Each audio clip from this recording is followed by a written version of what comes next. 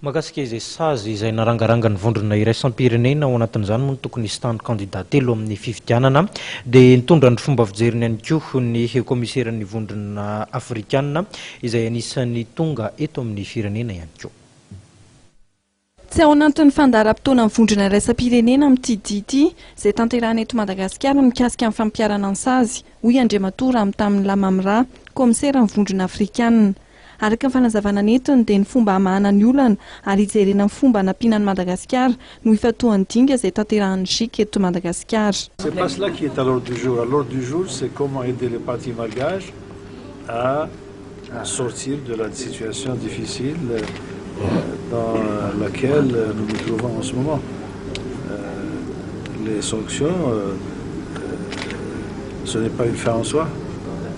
Momba ny fanelanelanana izay ataon'ny FFKM dia nilaza Andriamatora amin'ny tamin'ny Lamamra fa misy hoy izy ny finiavana sy ny fifanantonana eo amin'ny hery samihafa eto Madagasikara.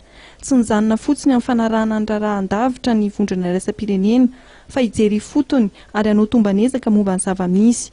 Nosorita amin'ny fanzava-dehibe ny fisian'ny finiavana ifampiresaka. Il y a une dynamique positive de rapprochement des points de vue et une volonté de la communauté internationale de ne pas se contenter à distance de dire ce qu'elle croit utile, important et nécessaire pour Madagascar. Il y a cette volonté de dialogue, cette volonté d'interaction et cette volonté de faire en sorte qu'au bout du compte, ce soit les Malgaches eux-mêmes qui fassent preuve de créativité, de volonté politique de surmonter les difficultés et nous venons en appoint.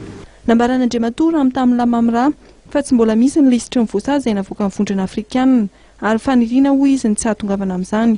Andriamatora amin'ny tamin'ny Lamamra izay nanoro-tsoritra fa zava-dehibe ho Madagasikara sy ho an'ny vondrona iraisam-pirenena amin'ny fionana izay toto sain'ny GIC eto Madagasikara.